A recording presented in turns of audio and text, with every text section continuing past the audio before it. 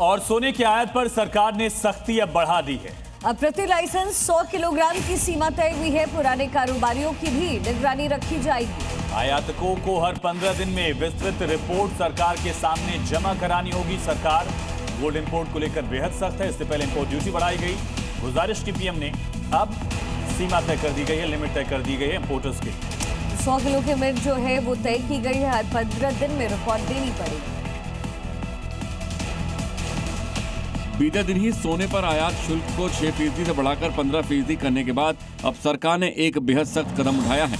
विदेश व्यापार महानिदेशालय ने जेम्स एंड ज्वेलरी निर्यातों के लिए ड्यूटी फ्री सोना मंगाने के नियमों को काफी कड़ा कर दिया है।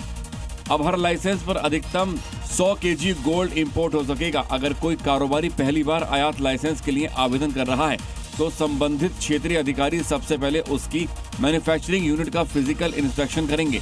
इसके बाद ही आयात की मंजूरी दी जाएगी।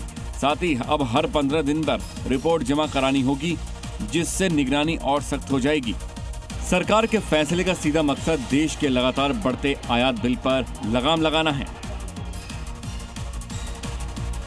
उत्तर प्रदेश के मुजफ्फरनगर में 14 साल की नाबालिग के अपहरण और कथित धर्मांतरण की कोशिश से हड़कंप मचा हुआ है। यूपी पुलिस ने महज 2 घंटे में बच्ची को न सिर्फ सकुशल मुक्त कराया, बल्कि मुठभेड़ के दौरान आरोपी शाहरुख को घायल भी कर दिया है।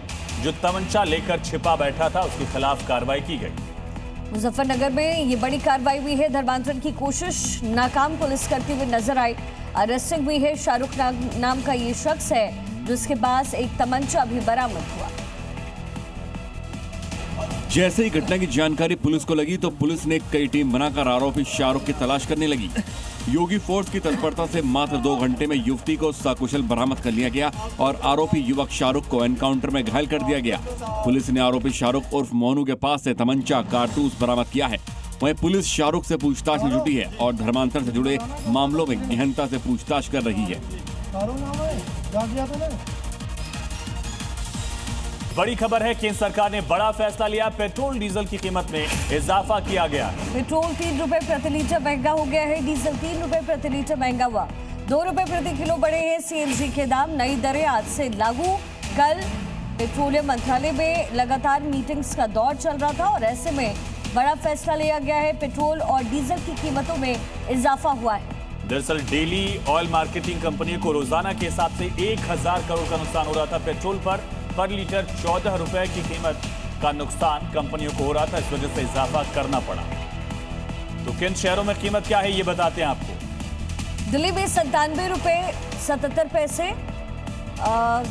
मुंबई में 106 रुपए 54 पैसे पेट्रोल की कीमत बताई गई। और डीजल की बताते हैं। दिल्ली में 90 रुपए 67 पैसे डीजल और मुंबई में 93 रुपए 3 पैसे डीजल की कीमत है। कोलकाता में 108 रुपए 45 पैसे पेट्रोल है। 95 रुपए 2 पैसे डीजल की कीमत है। वहीं लखनऊ में 97 रुपए 73 पैसे पेट्रोल है। 90 रुपए 86 पैसे डीजल की कीमत है। जयपुर में ये 108.03 है। वहीं डीजल की कीमत है 93 रुपए 59 पैसे।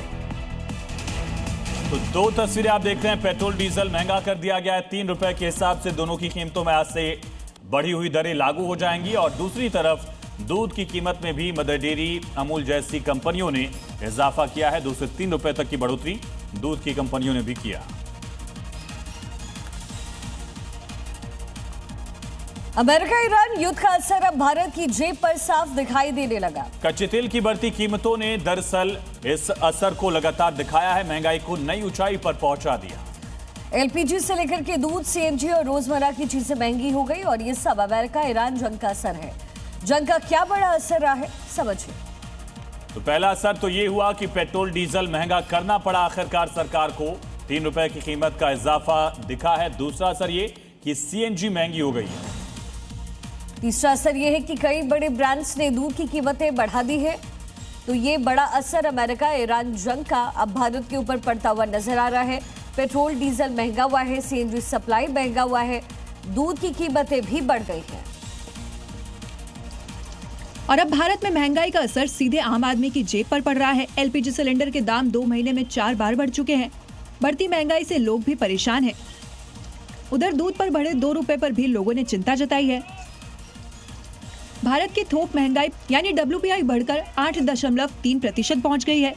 जो 42 महीनों का सबसे ऊंचा स्तर बताया जा रहा है। मार्च में ये आंकड़ा 3.88% था। वहीं खुदरा महंगाई पर यानी CPI भी 15 महीने के उच्चतम स्तर पर पहुंच चुकी है।